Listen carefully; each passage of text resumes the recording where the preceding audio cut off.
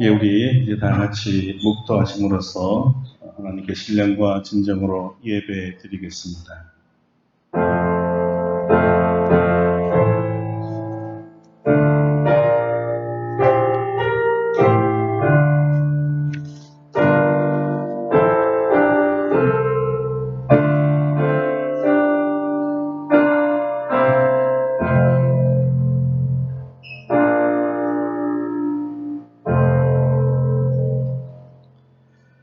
아름다운 소식을 시온에 전하는 자여, 너는 높은 산에 오르라. 아름다운 소식을 예루살렘에 전하는 자여, 너는 힘써 소리를 높이라.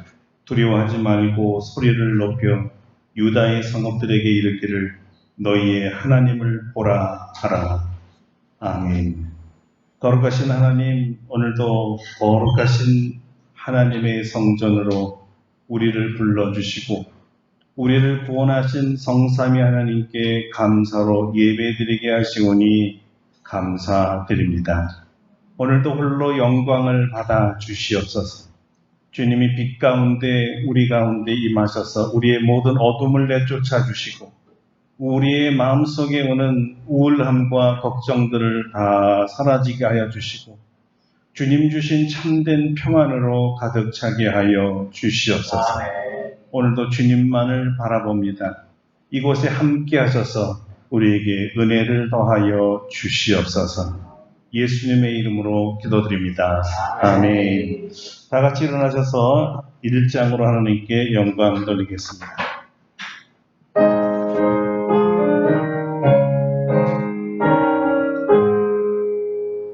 만복의 근원 하나님, 온 백성 찬송 드리고 저 천사여 찬송하세.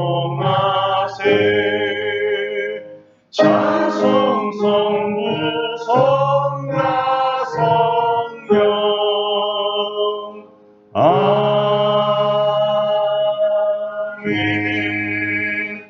성시교독 69번째 이사야 40장입니다. 함께 봉독하겠습니다.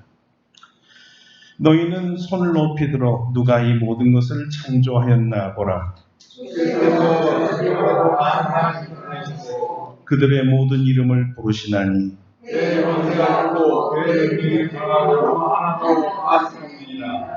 야곱아, 어찌하여 네가 말하며 이스라엘아, 네가 이르기를 내 길은 여호와께 숨겨졌으며 내 성산을 내 하나님께서 벗어났나니 너는 알지 못하였느냐, 듣지 못하였느냐. 영원하신 하나님 여호와 땅 끝까지 창조하신 이는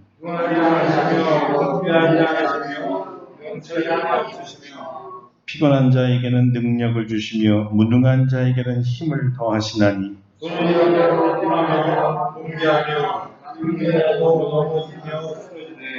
오직 여호와를 앙망하는 자는 새 힘을 얻으리니 바람박질하여도 번개하지 아니하겠고 걸어가도 피곤하지 아니하리라. 아멘. 침묵으로 참여의 기도를 드립니다.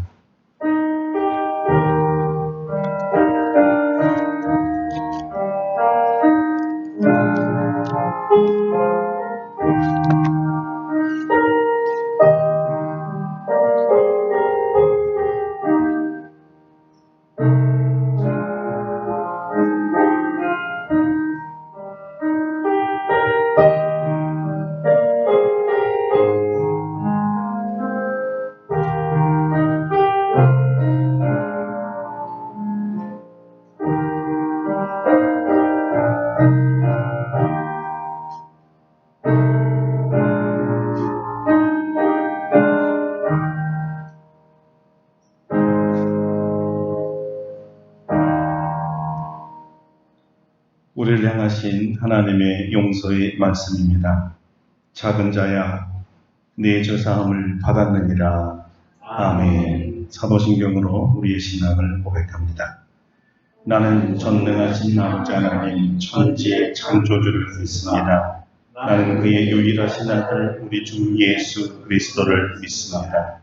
그는 성령으로 잉태되어 동정녀 마리아에게서 나시고 본디오 빌라도에게 고난을 받아 십자가에 못 박혀 죽으시고 장사된 지 사흘 만에 죽은 자 가운데서 다시 살아나셨으며 하늘에 오르시어 전능하신 아버지 하나님 우편에 앉아 계시다가 거기로부터 살아있는 자와 죽은 자를 심판하러 오십니다. 나는 성령을 믿으며 거룩한 공교회와 성도의 교제와 죄를 용서받는 것과 몸의 부활과 영생을 믿습니다. 아멘. 자리에 앉으셔서 찬송가 24장 부르시겠습니다.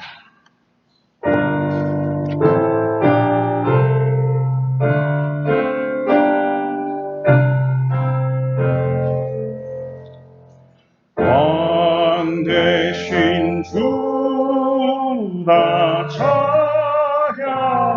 찬양하여라. 영광과 존귀 주께 돌리세. 하늘 위에 높이 계신 주님의 말씀 존귀하도다. 소망의 주 나 찬양하여라.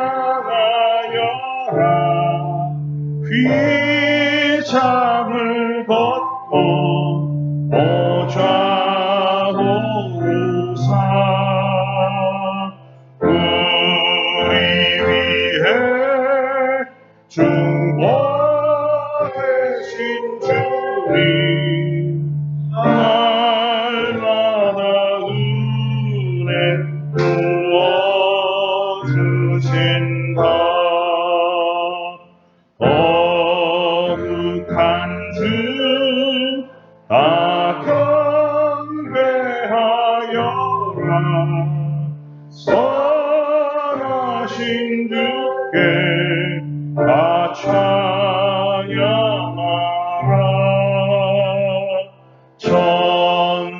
천사들도 다 경배하여라. 우세주 예수 영원하도다.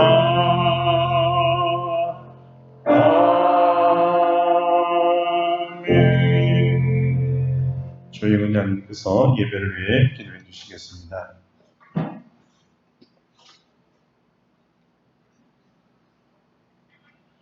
사랑 안에와 풍성하신 아버지 하나님, 오늘도 우리들을 사랑하셔서 주의를 거룩하게 지킬 수 있도록 도와주시고 하나님께서 마련해 주신 성전에서 하나님께 예배드릴 수 있도록 인도하여 주시니 감사를 드립니다. 장마가 지속되면서 더위를 식혀주고 있지만은 무더위로 불쾌해주시는 높은 날씨가 지속되고 있습니다. 저희들 주변을 바라보고 현재의 상황을 볼 때 만족하고 즐겁지만은 않습니다.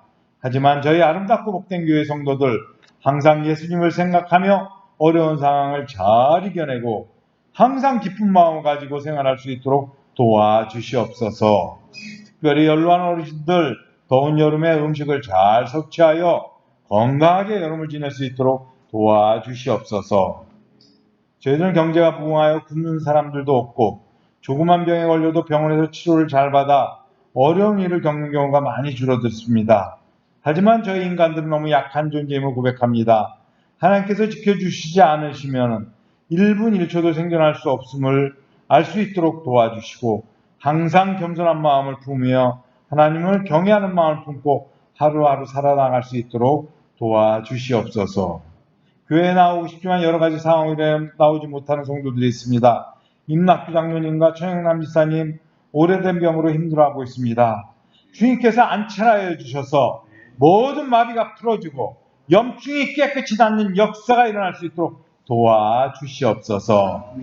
나영 권사님 수술을 잘 받고 이제 재활 치료 중에 있으니 하루빨리 해박도요 정상적인 일상생활 할 수 있도록 도와주시옵소서. 우리 교회에 젊은 사람들이 많이 늘어날 수 있도록 도와주시옵소서. 교회에 잘 넣어둔 성도들도 여러 가지 어려운 상황으로 교회에 나오지 못한 일이 많은데, 그럼에도 불구하고 교회에 나올 수 있는 마음을 허락하여 주셔서 또한 항상 이 주의전을 사모할 수 있도록 도와주시옵소서. 뿐 아니라 더욱 많은 주변 친구들에게도 권유하여 젊은 사람들이 가득 찬 우리 아름답고 복된 교회 될 수 있도록 도와주시옵소서. 세대가 바뀌어도 많은 젊은 사람들이 이 교회를 짊어지고 나가며 하나님께서 맡겨진 사역을 잘 감당하는 아름다운고 복된 교회 될 수 있도록 인도하여 주시옵소서. 오늘 특별히 손희영 권사님 열심히 농사진 이 감자를 이제 더운 여름에 이렇게 수확하여 우리 여러 성도들에게 공개합니다. 그 수고한 손길을 기억하여 주시고 마음대로 갚아주시고 물질에 조금 더 부족함이 없는 삶을 살 수 있도록 인도하여 주시옵소서. 그 감자를 먹는 우리 성도들도 이 아름답고 복된 교회의 이 성도임을 자랑스럽게 생각하고 기쁨을 가지고 이 감자를 잘 나눠 먹을 수 있도록 인도하여 주시옵소서. 오늘도 이 시간 예수 그리스도만 바라보고 나아갑니다. 말씀을 전하는 목사님에게 성령 충만함을 주셔서 하나님께서 예비하신 말씀 잘 전할 수 있도록 도와주시옵소서. 입술에 기름을 부으사 능력과 은혜가 충만한 말씀이 선포되어 말씀을 듣는 우리 모든 성도들에게 함께하여 주셔서 또한 말씀을 아멘으로 받아들일 때 그 말씀이 우리 삶의 지표가 되고 영의 생명이 될 수 있도록 인도하여 주시옵소서. 오늘도 주님께서 우리에게 베풀어 주시는 모든 은혜를 다 받아내기를 바라와서 이 모든 말씀 우리를 사랑하신 예수님 이름으로 기도드립니다. 아멘.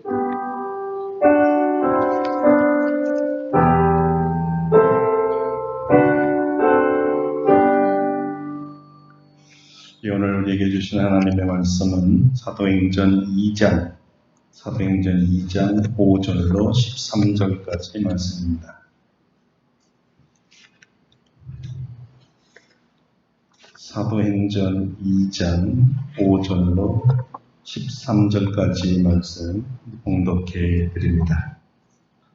그때 경건한 유대인들이 천하 각국으로부터 와서 예루살렘에 머물러 있더니 이 소리가 나매 큰 무리가 모여 각각 자기의 방언으로 제자들이 말하는 것을 듣고 소동하여 다 놀라 신기하게 여겨 이르되 보라, 이 말하는 사람들이 다 갈릴리 사람이 아니냐.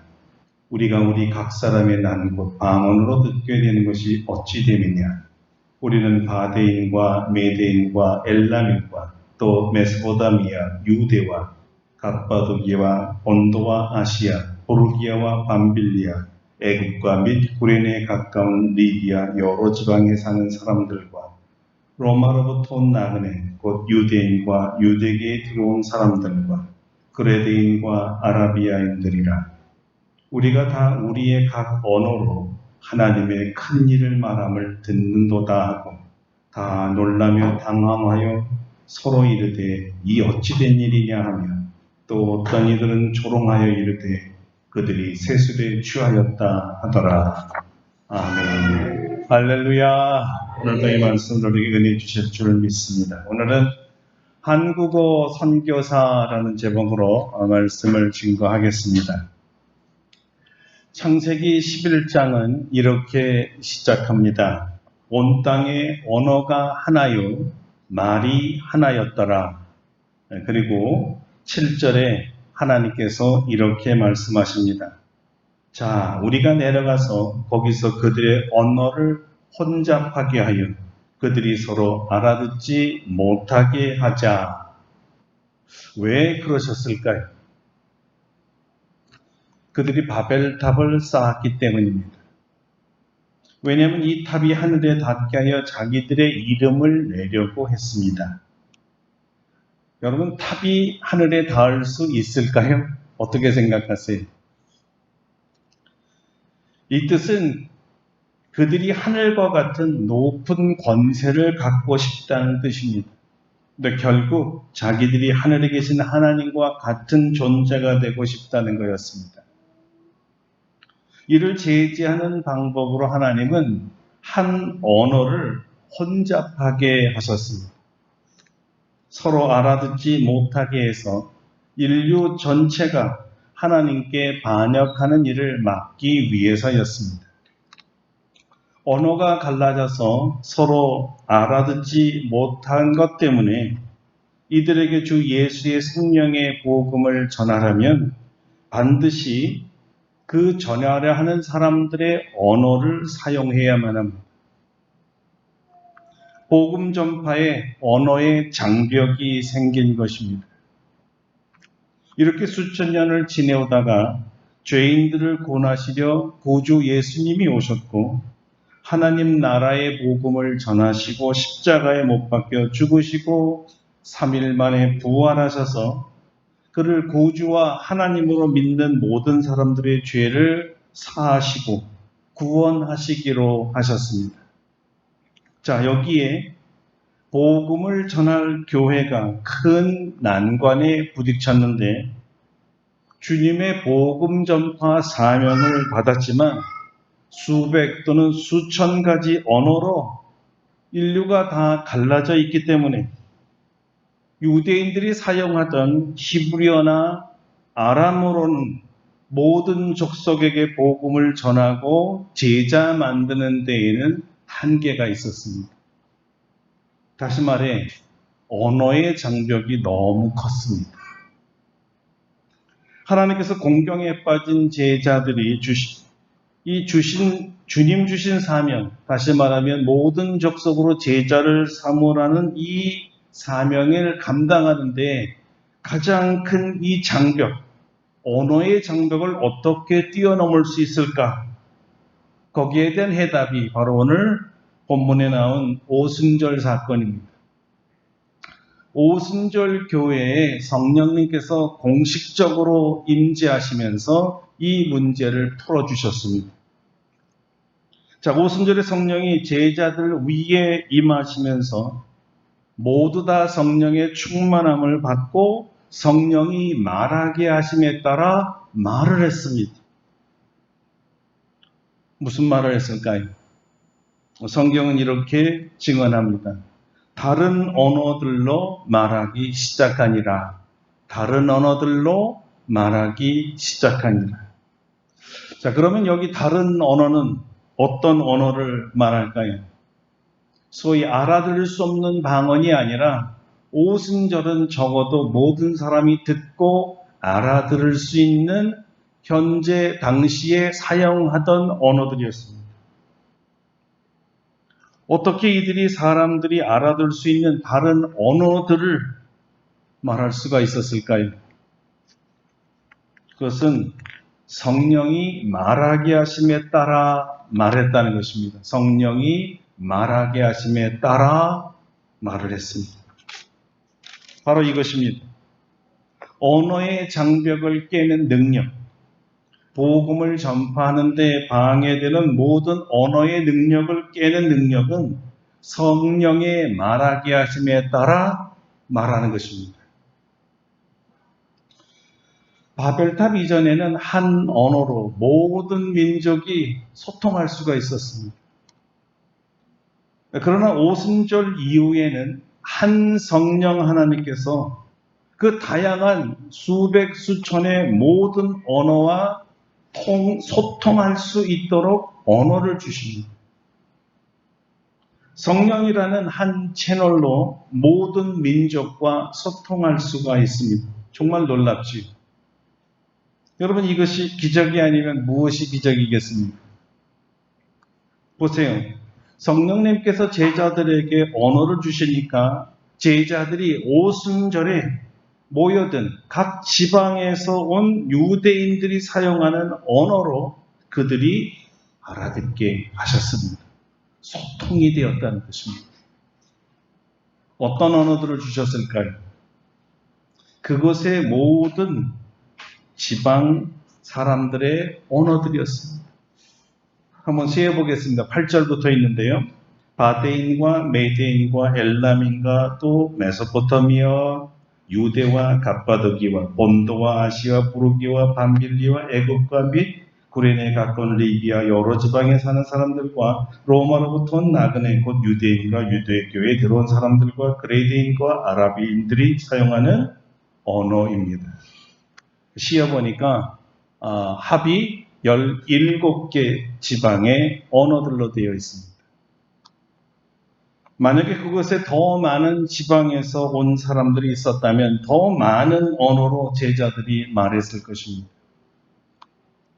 언어가 복음을 전하는 도구로 사용하기 위해서였어요. 예수님의 생명의 복음, 구원의 복음, 유일한 이 복음을 유대인들이 사용하는 히브리어로만 전했다면 다른 지역 사람들에게 예수께서 죄인들의 죄를 용서하기 위해 이 땅에 오셔서 십자가를 지고 부활하시고 이를 믿는 모든 사람에게 구원을 주신다는 이 복음을 들을 기회가 없었을 것입니다. 그들이 히브리어를 배우지 않는 이상 말입니다. 그러나 오순절 이후로 그럴 필요가 없어졌습니다. 성령님께서 커뮤니케이터가 되셔서 언어의 장벽을 뛰어넘는 소통의 통로가 되어주신 것입니다. 그러나 비록 오순절에 성령님이 임하셔서 그들로 여러 민족의 언어들을 말하게 하셨고 또 자기 언어들을 알아들었지만 정작 베드로가 구원의 복음을 전할 때는 다시 히브리어로 전했고 그들은 히브리어로 전하는 복음들을 다 알아들었습니다. 어떻게 그들이 알아들을 수 있었을까요? 거기에 모인 모든 사람들이 기적을 통해서 통역도 없이 알아들은 것이 아니라 그 회중들이 다 유대인들이었기 때문입니다. 각 지방에서 왔지만 유대인들이라 히브리어를 다 할 줄 알았다는 거죠. 그러니까 당연히 알아들었어요. 이게 무슨 뜻일까요? 이제 성령께서 다른 언어를 사용하는 모든 민족에게도 생명의 복음을 전하시겠다는 공표였습니다. 그렇다면 어떻게 이것이 가능할까요?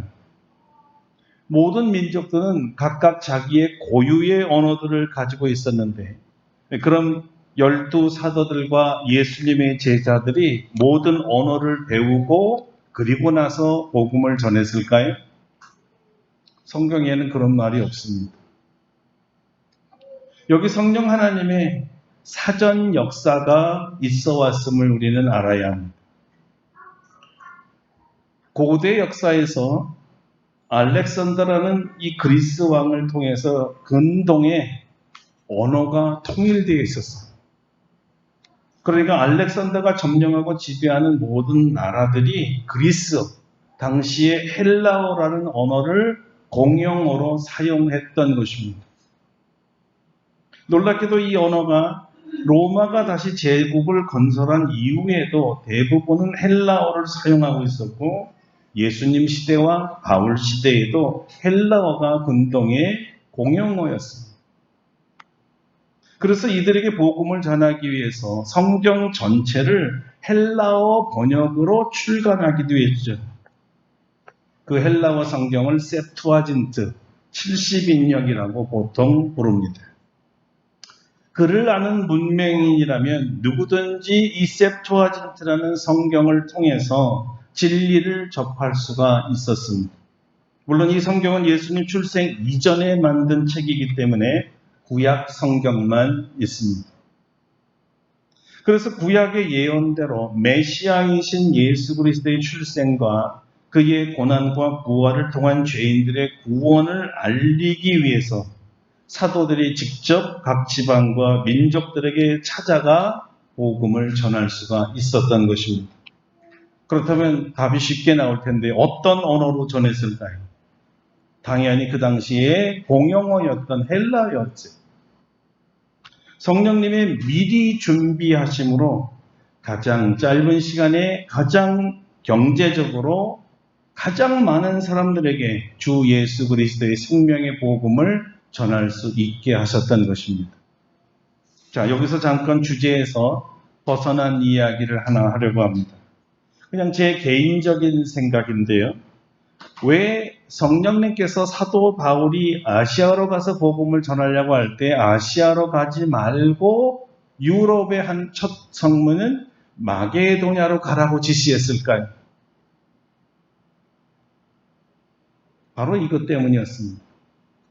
아시아와 아시아 동쪽의 민족들은 헬라어를 모르기 때문이었죠. 무슨 얘기입니까?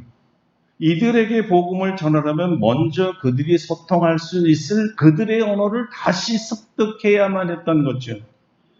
여러분도 알다시피 다른 나라의 언어를 습득해서 완전히 소통되는 데까지 걸리는 시간이 보통 긴 게 아닙니다. 여러분들은 아마 중학교 때부터 영어를 배웠으니까 보통의 사람들은 거의 10년 이상을 영어를 학교에서 배웠어요.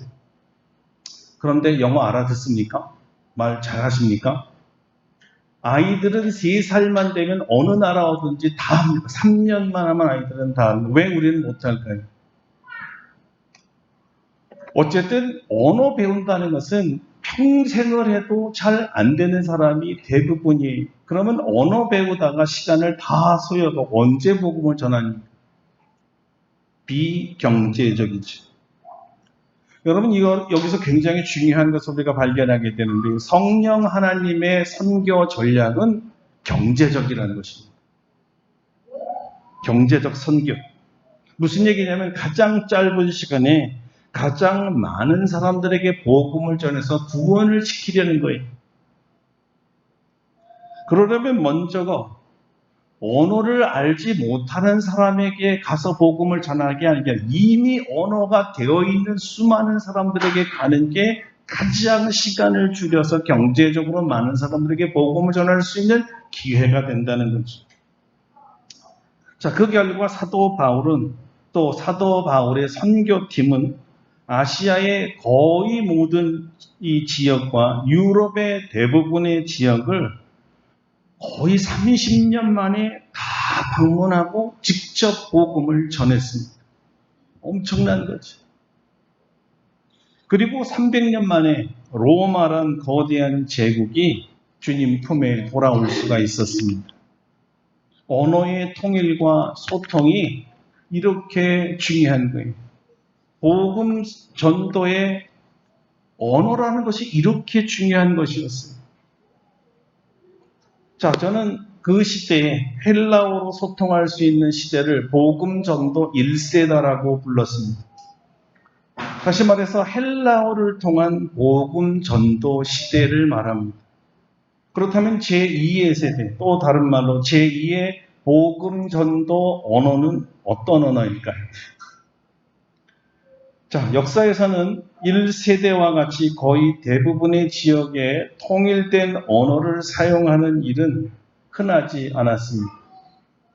그러나 성령께서 또 다른 세계 공용어를 준비시켰는데 그것이 여러분이 다 잘하고 싶어하는 영어라는 언어입니다. 영국 사람들 말이죠. 영국 사람들은 영어로 복음을 전 세계에 전하게 하려고 하나님이 택한 백성들인 것 같습니다. 빅토리아라는 여왕을 통해서 해가 지지 않는 나라, 대영 제국을 건설했고 그들이 가는 곳마다 영어를 쓰게 했습니다. 물론 부정적인 관점도 많습니다. 하지만 우리는 관심이 언어에 있습니다.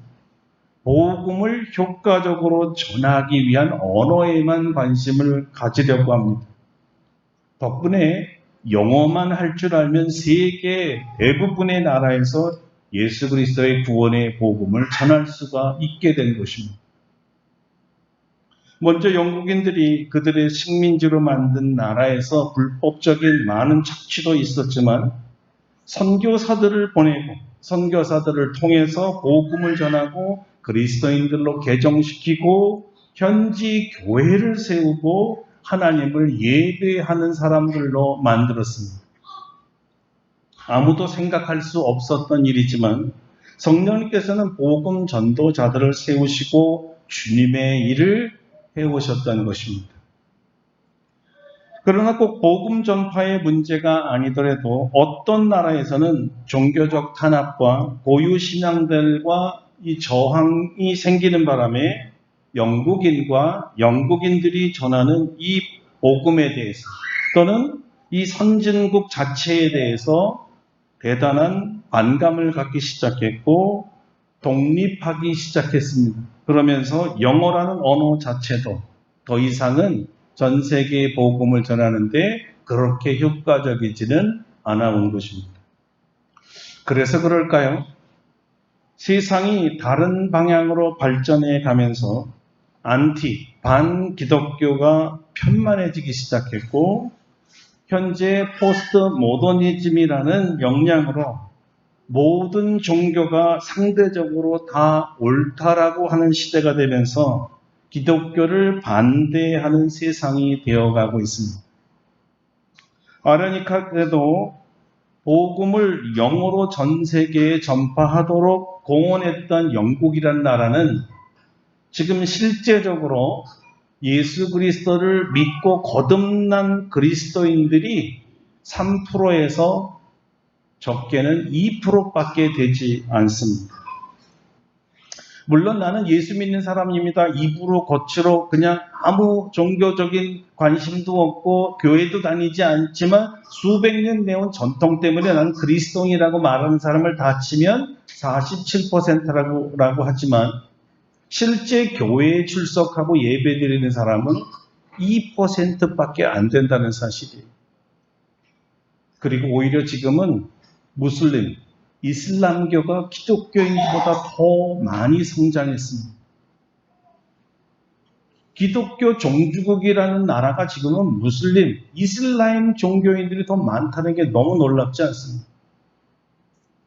이 말은 뭐냐면 더 이상 영어가 복음을 전하는 공용어로서의 구실을 더 이상 하지 않는다는 것을 반증해 주는 것입니다.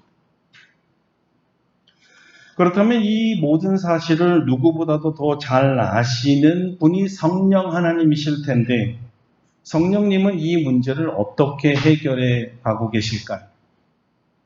놀랍게도 성령께서 택하신 제3의 복음 전도 언어는 다름 아닌 한국어입니다. 왜냐고요?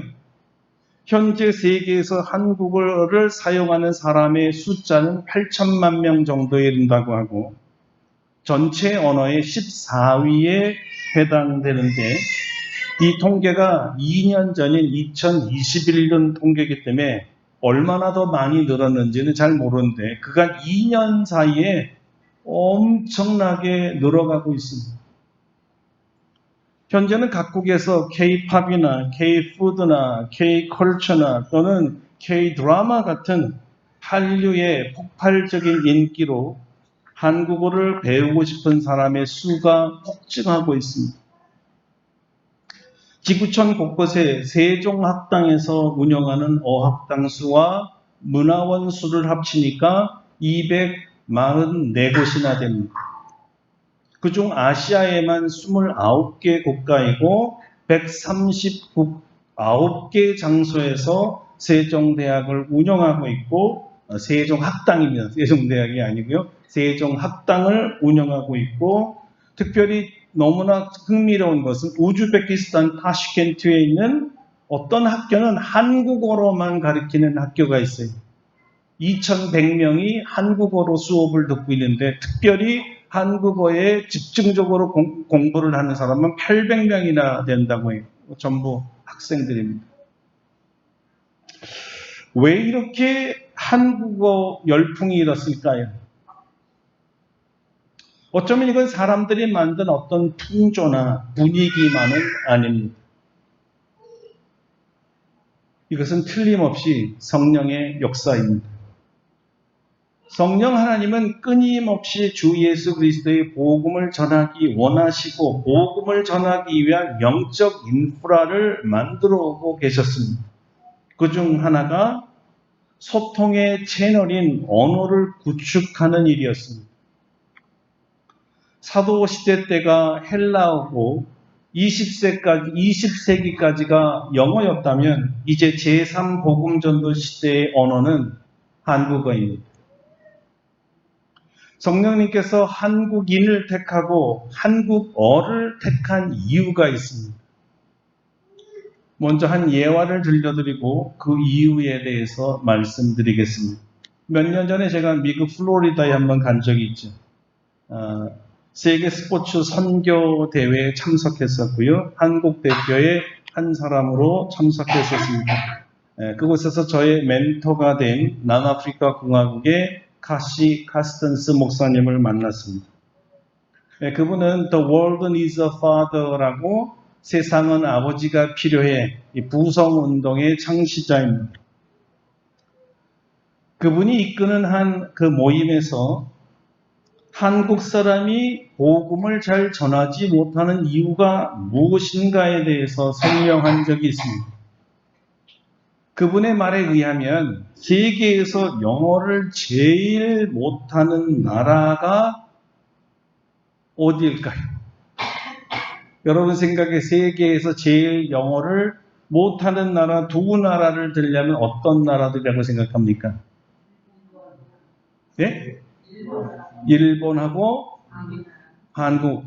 예. 일본은 나쁜 데 꼭 들어가네. 한국 맞았습니다. 한국이고 이 일본 사람보다 영어를 더 못하는 사람들이 브라질 사람이에요. 왜 그럴까? 왜 그럴까? 그분에 의하면 답은 이렇습니다. 세계에서 가장 복음 전도에 열정적인 나라 둘을 택한다면 한국과 브라질이라고 합니다. 그런데 아이러니컬하게도 이 두 나라만큼 영어를 못하는 나라가 또 없다는 거예요. 왜 그럴까요? 영적 전쟁인데요. 사탄이 이 두 나라, 두 민족에게는 영어를 못하도록 입을 틀어막고 있기 때문이라고 합니다. 왜 그러냐? 만약 이들이 한국인과 브라질인처럼 열정적인 사람들이 입이 열어지고 귀가 열어지면 사탄이 감당을 못한다는 게 사탄의 나라가 확연하게 줄어들고 반대로 하나님의 나라가 너무나 많이 확장될 것이 뻔하기 때문이라는 것입니다. 그래서 일부러 사탄이 영어를 못하게 틀어막았다는 거예요.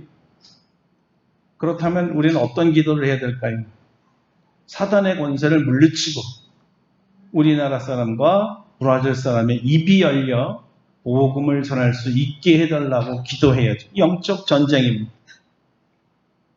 성령의 능력이 아니고는 우리들의 귀와 입이 열리지 않습니다. 한국 사람이 무능해서 영어 못하는 게 아니라 우리나라처럼 지혜롭고 똑똑하고 정말 머리 좋은 민족이 세상에 어디 있습니까? 그런데 영어만은 못해. 왜? 영어까지 잘하게 되면 세계를 복음화시키려고 하니까 사탄에게 입장에서는 절대하게 만들 수 없었다는 것입니다. 그러므로 저를 비롯해서 우리 성도들과 대한민국 사람들이 모든 입이 열려 자유롭게 언어를 구사하고 복음 전할 수 있도록 기도해 주시기를 바랍니다. 자, 그리고 이 설명을 마치고 저를 이렇게 부르더니 모든 우리 한 20여 명 우리 멤버들이 모인 가운데 무릎을 꿇으라고 그러더라고요. 무릎을 꿇고 모든 목사들이 제 등과 머리에 손을 얹은 다음에 기도를 해주셨는데 무슨 기도를 했을까요?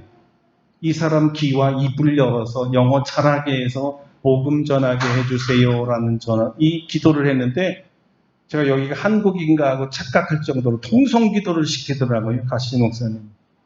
그래서 여러 언어로 저를 위해서 기도하는 소리를 들었습니다. 자, 그런데 여러분 여전히 문제가 있습니다. 성령님은 카시 목사님이 바라는 대로 우리가 영어를 잘해서 복음을 전하는 것보다 더 좋은 생각을 갖고 있었습니다.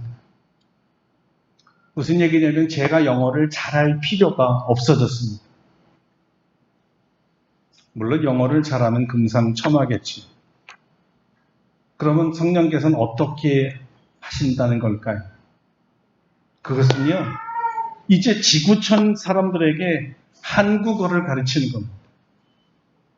그래서 열심히 특정한 한국어 선교사들을 통해서 한국어를 복음을 전하게 하실 계획을 갖고 계셨던 것입니다. 여러분 너무 멋지지 않습니까? 할렐루야.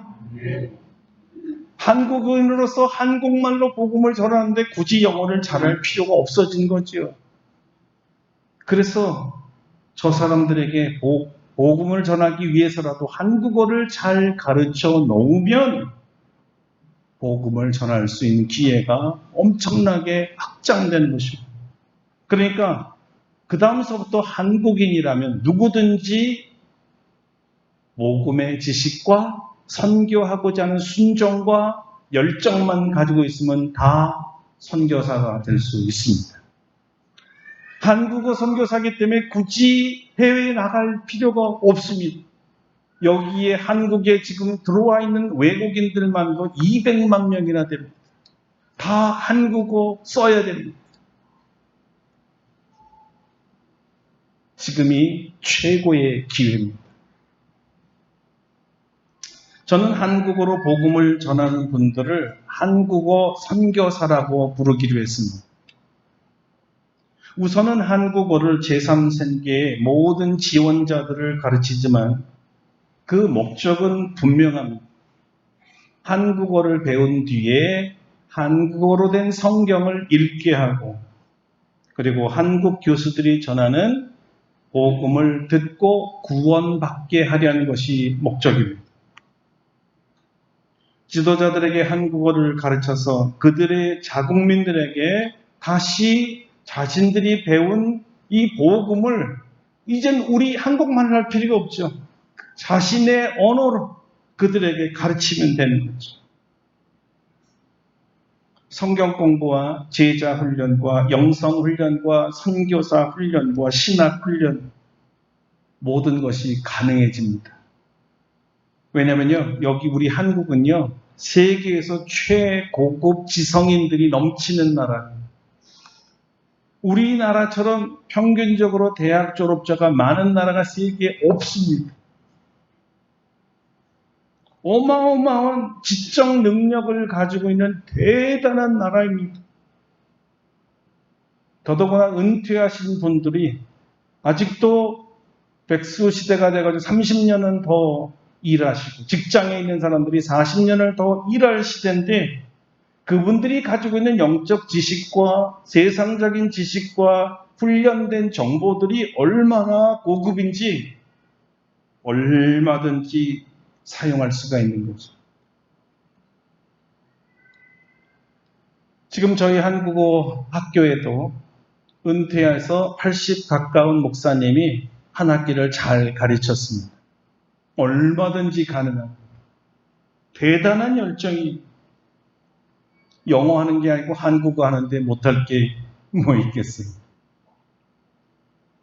평신도 한국어 선교사들이 한국어를 가르친 교육 인프라를 구축해 놓기만 하면 신학을 가르치고 성경을 가르칠 교수진들은 차고도 넘칠 것입니다. 단지 영어라는 것이 장벽이 되어서 감히 뛰어들지 못했던 이 분야를 성령께서 새로운 아이디어로 이 한국어로 인프라를 깔아놓으면 다 한국어를 알아듣는데 담대하게 그 다음에 한국어로 외칠 수 있잖아요. 자, 이것이 성령께서 한국어를 선택하신 이유입니다. 그리고 한국어이어만 하는 이유도 한국인이어야 하는 이유도 동일합니다. 성령께서 한국인들에게 세계 복음화 사명을 맡기셨기 때문입니다. 이제 그 시대, 성령께서 우리를 사용하고 싶은 우리 시대가 되었습니다. 정규 교육을 받은 사람들은 누구나 남녀노소 한국어 선교사가 될 수가 있습니다. 한국어 선교사. 듣기만 해도 가슴이 좀 뭉클해지지 않습니까? 함께 뜻을 모아서 한국어를 통해 복음을 전하는 이 멋진 사명에 우리 아름답고 복된 교회 성도님들을 초대합니다. 세술에 취하듯이 성령의 능력에 취한 한국인들이 한국어로 주 예수는 그리스도라 외치는 그 모습을 상상해 보십시오. 그 중에 바로 여러분이 외치고 있는 모습도 상상해 보십시오. 얼마나 멋질까요? 기도하겠습니다. 다 같이 1분 동안 이렇게 쉬운 선교사도 있구나 받아들였다면, 나 한국말 할 줄 아는데, 한국인인데 한국어로 선교사 하겠습니다. 하나님 앞에 오늘 헌신하는 그런 시간이면 참 좋겠습니다. 함께 기도하겠습니다. 마지막 시대에는 성령 하나님께서 한국어를 통해서 전 세계에 복음을 전할 계획을 가진 것을 알았습니다. 언어라는 것이 장벽이 되어서 우리는 많은 고민을 했고 너무나 많은 투자를 했어도 효과가 없었습니다. 그러나 성령께서는 이보다 더 좋은 생각, 한국어를 가르쳐서 한국어를 통해 복음을 전할 이런 멋진 계획을 하고 계셨던 것입니다. 이 시대에 전 세계 한국어가 빨리 보급되게 하시고 또 우리를 통해서 한국어를 많이 보급하고 가르쳐서 한국어 성경을 읽고 한국어로 예배드리고 한국어로 기도하고 한국어로 성경을 가르치고 한국어로 제자 훈련하고 한국어로 신학 훈련하여 배운 모든 것을 자기 종족들에게 전할 수 있는 놀라운 선교의 역사가 일어나게 하시고 우리 아름답고 복된 교회를 통해서 그리고 복음과 한국어를 통해서 우리 하나님 역사하여 주시옵소서. 예수님 이름으로 기도드립니다. 아멘.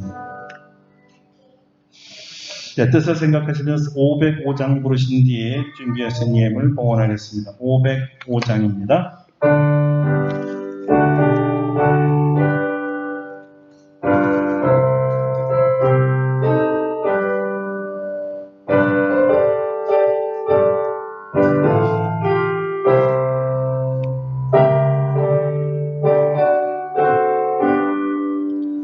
온 세상 위하여 나 복음 전하리 만 백성 모두 나와서 주 말씀 들어라 죄 중에 빠져서 헤매는 자들아 주님의 음성 듣고서 너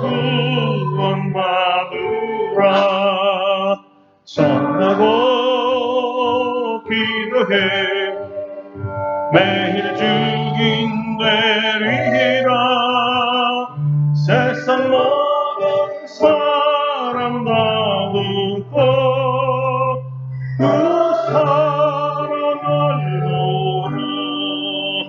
온 세상 위하여 이 복음 전하리 저 죄인 회개하고서 주 예수 믿으라 이 세상 구하려 주 돌아가신 것 나 증거하지 않으면 그 사람 모두리 전하고 기도해 매일 증인 되리라 세상 모든 사람 다 듣고 그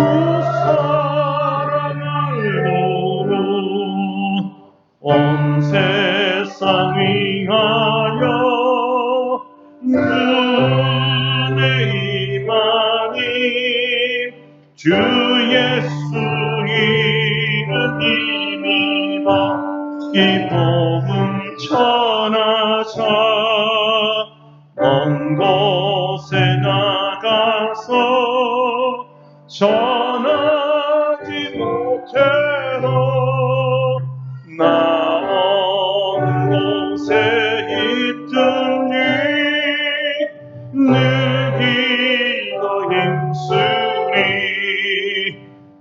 소망하고 기도해 매일 증인 되리라.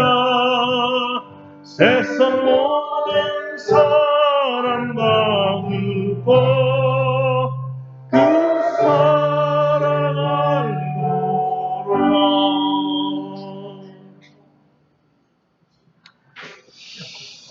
천지를 창조하신 하나님, 모든 백성과 민족을 만드시고 또 언어도 주셨습니다. 말세에는 한국어를 통해서 주 예수의 복음을 전하실 주님을 찬양합니다. 이 일에 동참하여 함께 한국어를 통해서 복음을 전할 선교사들을 주시니 감사드립니다. 우리 온 성도들이 합심하여 이 마지막 사명에 동참하게 하시고 열매 맺게 하여 주시옵소서. 오늘도 귀한 예물을 주님 앞에 드리오니 주께 영광 돌리는 데 사용되게 하시고 이 생명들을 구원하는 일에 요긴하게 사용케 하여 주옵소서. 믿음으로 11조와 감사헌금과 주정헌금을 드립니다. 건축헌금과 선교헌금과 모든 구제헌금으로 드리오니 주님 받으시고 드리는 손길마다 복에 복을 더하여 주시옵소서. 주님이 약속하신 대로 생육하고 번성케 하여 주시옵소서. 이 산업의 지혜를 주시고 생산의 지혜를 주시고 경영의 지혜를 주셔서 지금보다 30배, 60배, 100배의 소득을 얻게 하여 주시고 우리 주님께서 어디에 그물을 던질지 일일이 가르쳐 주셔서 그물을 던지는 곳마다 153마리의 물고기를 잡듯이 하나님 재물을 걷어낼 수 있도록 은혜를 더하여 주시옵소서. 그러므로 주님을 CEO로 모시고 우리 주님을 전략팀장으로 모시고 주님이 원하시고 지시하신 대로 순종하는 우리들을 되게 하여 주시옵소서. 세계의 복음을 전하기 원합니다. 하나님 이미 선교사로 나가신 모든 분들을 축복하시고 뒤늦게 멋진 성령님의 프로젝트 한국어 선교사를 통해서 말세에 수많은 영혼들을 구원하기를 원하오니 우리들을 사용하여 주시옵소서. 우리 하나님께서 이 비 가운데 재난을 당한 우리 국민들을 위로하여 주시고 또 생명을 잃어버린 가정들을 특별히 위로하여 주시며 전답과 가축과 모든 생계에 어려움을 당한 이 백성들을 불쌍히 여겨주시고 바로 이 재난의 때가 하나님을 만날 때여 주께 부르짖을 때여 지혜롭게 해결할 이 시간이오니 이 백성들을 불쌍히 여기사 부르짖을 때마다 응답하여 주시고 기적을 일으켜 주시옵소서. 우리 성도들 건강을 지켜주시기를 원합니다. 우리 하나님께서 이 무더위 잘 마지막까지 견디게 하시고 또 건강한 몸으로 예배 출석할 수 있게 은혜 주시며 가족 간에 화목하게 하시고 더욱더 성령 충만한 성도들이 되게 하여 주시옵소서. 예수님의 이름으로 기도드립니다. 아멘.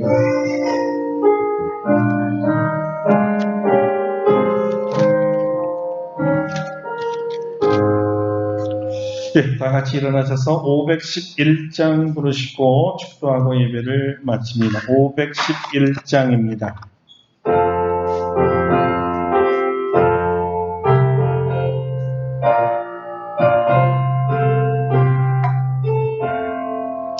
예수 말씀하시기를 누가 하느니랄까 복식이가 거둘 테니 누가 출수하리요 구원상을 주시려고 일할 사람 부르니 주의 직분 맡으려고 대답하리 누구냐 멀리 가서 이방 사람 구원하지 못하나 내 집 근처 다니면서 번질 죄인 천사같이 말 못하고 바울같이 못하나 예수께서 구속함을 힘을 다해 전하세 죽을 사람 구하라고 예수 너를 부르니 힘이 없어 못한다고 핑계하지 말아라 주가 주신 직분 받아 항상 기뻐 지키고 부르실 때 대답할 말 나를 보내주소서.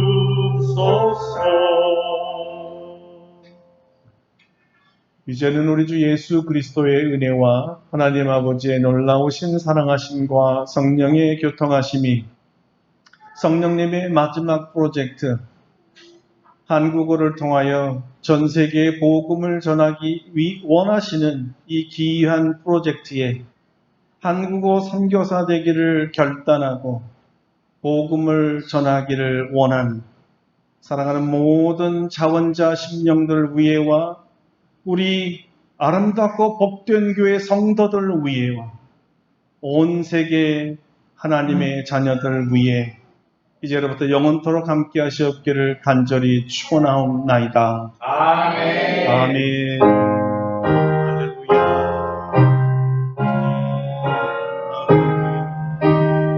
감사합니다. 우리 하나님께 감사와 영광을 드리겠습니다.